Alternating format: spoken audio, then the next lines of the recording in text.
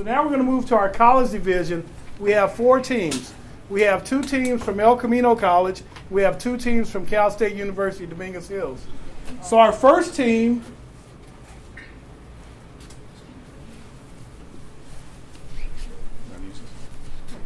so her company is named Fresh Paste.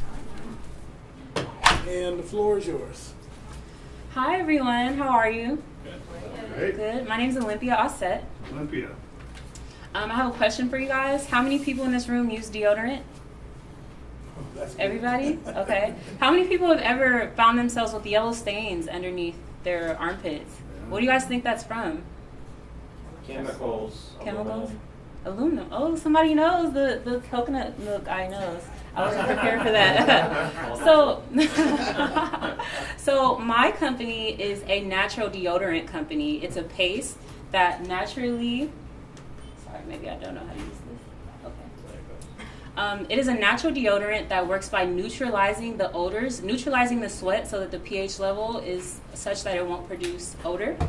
I found this recipe when I was at a place called Burning Man, and it's very hot there. It's in Nevada. I came across a workshop. I had been searching for a deodorant that was natural, but mostly just a deodorant that works. The deodorants, natural and unnatural, that I had been using weren't really effective, and I stumbled upon this. It was really great, and I thought I need to share it with everyone. So this is pretty much a new direction for cosmetics. This is a bright new direction for cosmetics. All of the ingredients in the Fresh Paste are fair trade, organic, vegan, and it's handcrafted, and it's aluminum free, so no more yellow stains under the pits. It is a company that's going to outperform leading brands in both effectiveness and sustainability, and it really caters to the conscientiousness that people are looking for in the products that they purchase at this point in time.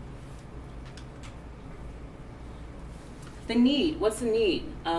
This is a product that is in a really great place to touch a lot of people. Organic is the fastest growing sector in cosmetics. The fastest growing sector in cosmetics in America. It's projected to have $11 billion in sales this year and to outperform non-natural cosmetics starting this year. We really are in a landscape where people are starting to wake up about both the things that they eat and the things that they use on their body. And so this product really takes advantage of that. 75% of people say they prefer organic products. Really big publications like Elle, Huffington Post, publications like that all have natural sections. These are just a couple of pictures of some of the coverage that this subject gets. This is a video called The Story of Stuff Cosmetics. I encourage everyone to watch it. It's really engaging, but it has over 2 million views. And this is a NY Mag piece that they did called Do Any of These Hippie Deodorants Work?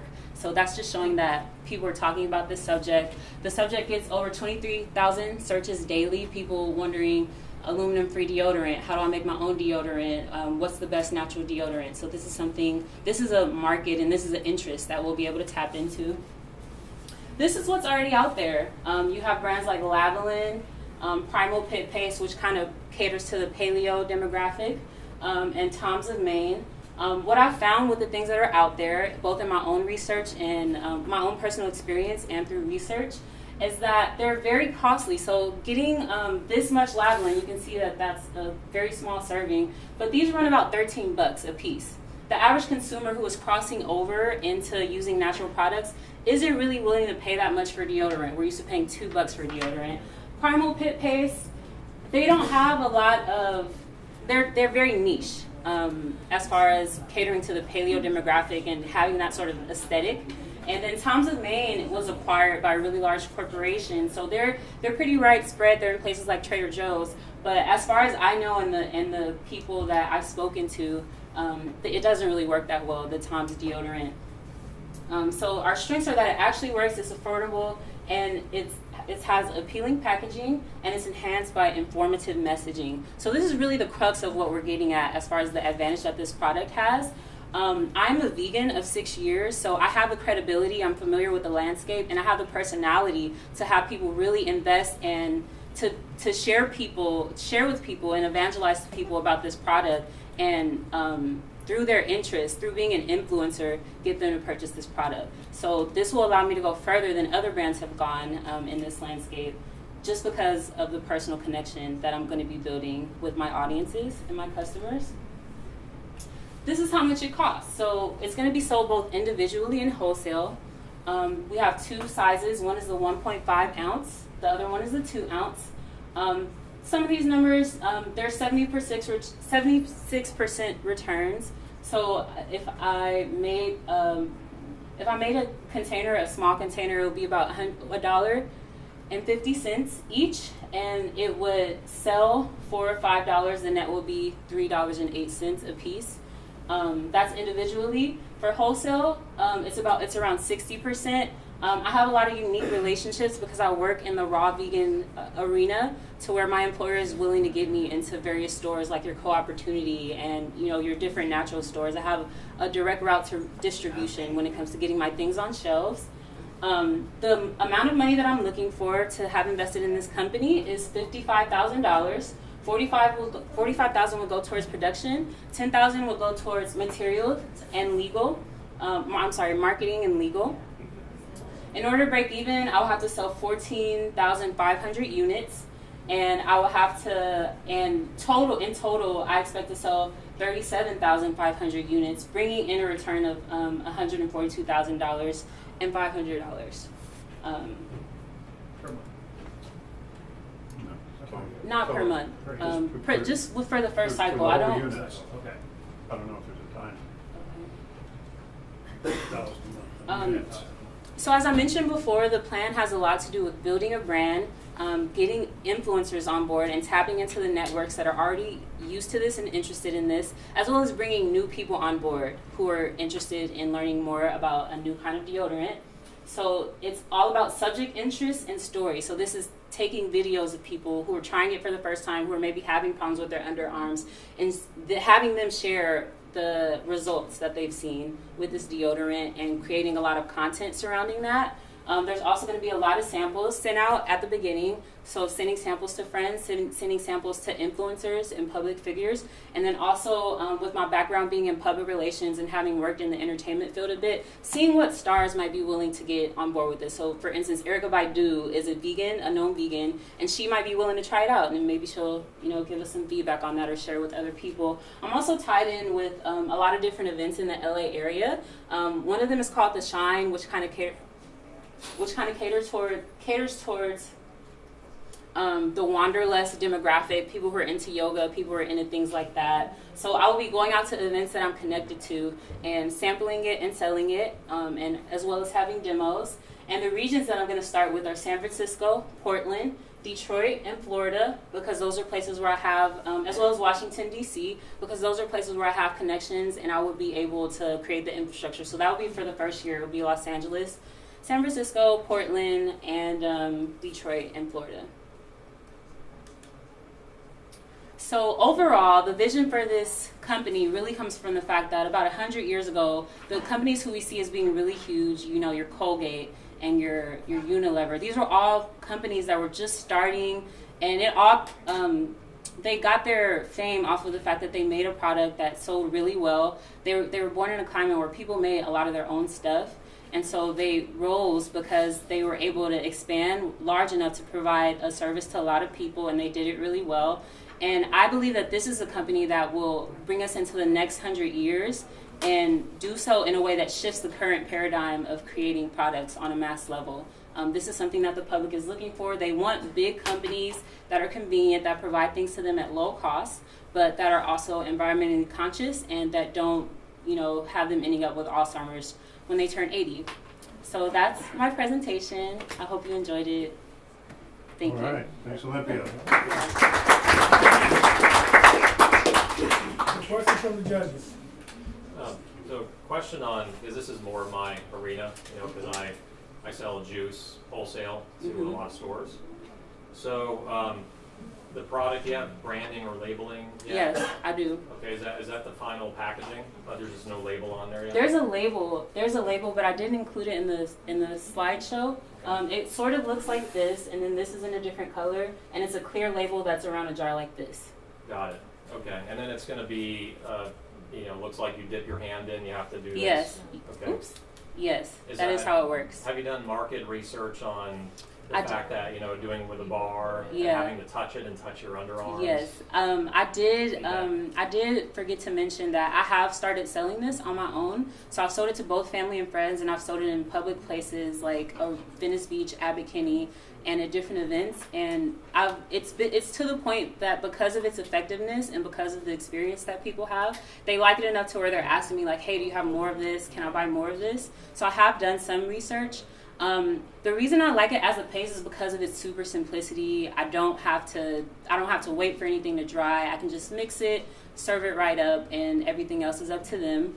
I think you're definitely in the right region of the country.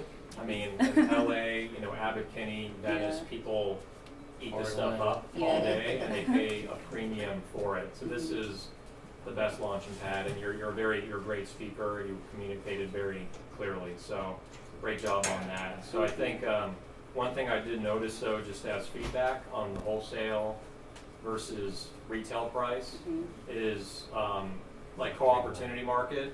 You could probably bring it in there on your own, but also in your cost of goods sold, you need to factor in demos, Yeah. promos, Whole Foods. trade expenses. A lot of these companies like Whole Foods, when you start getting bigger, they require you to do demos. They require you to do quarterly promotions. Okay. So that's just something I experienced. So, and also you're going to eventually need to go with a distributor. Right.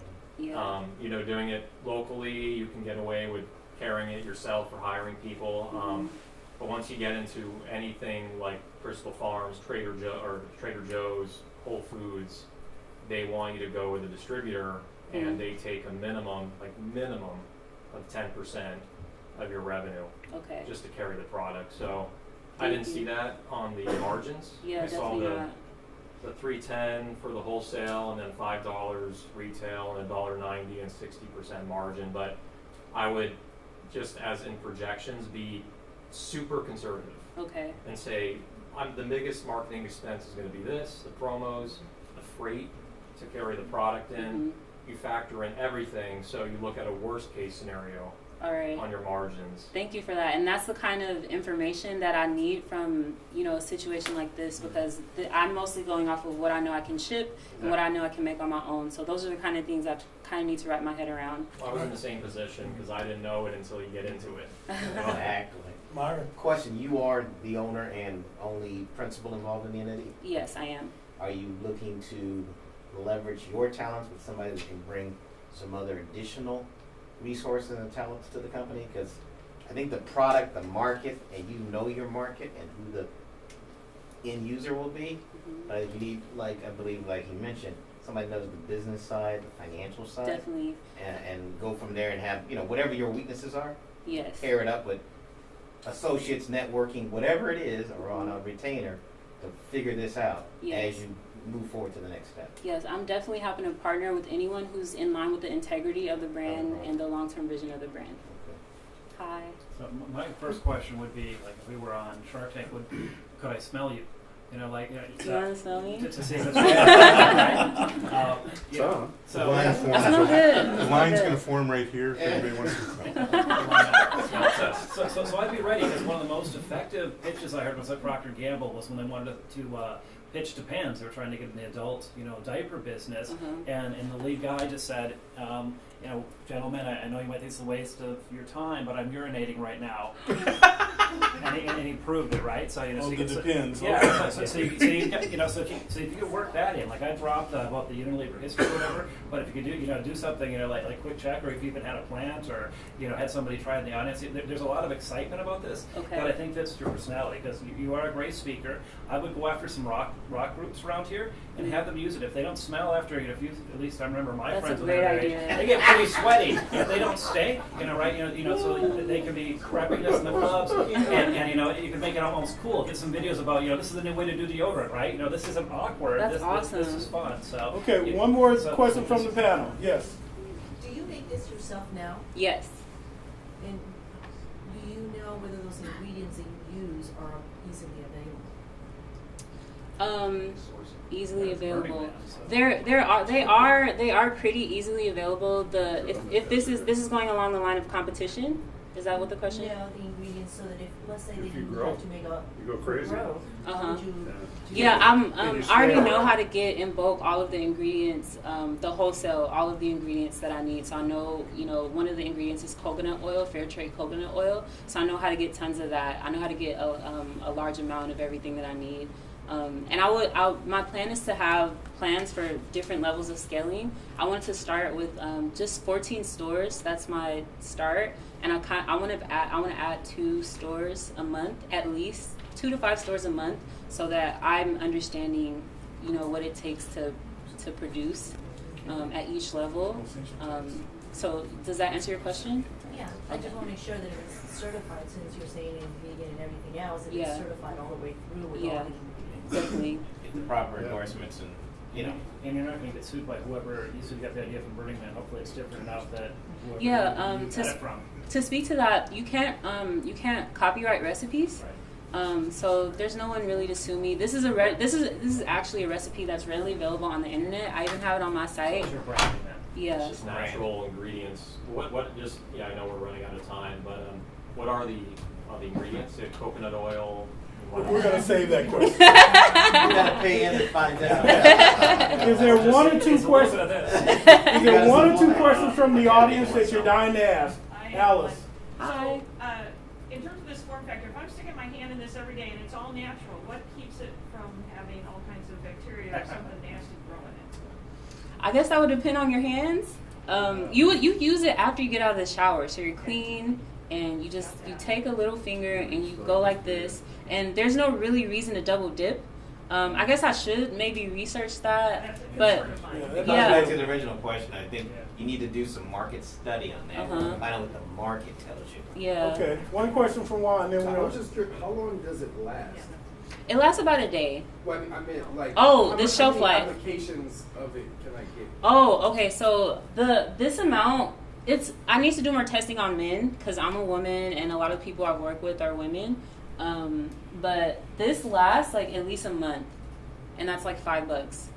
So Once or twice a day. once. Of course, that's assuming you shower every day. Right. All right, let's give her a hand. Great job, thank you. Thank you. Do I stay up here? No, no, you're No, you're- Okay, judges, go ahead and take a moment to do your tallies. We have our next group coming up.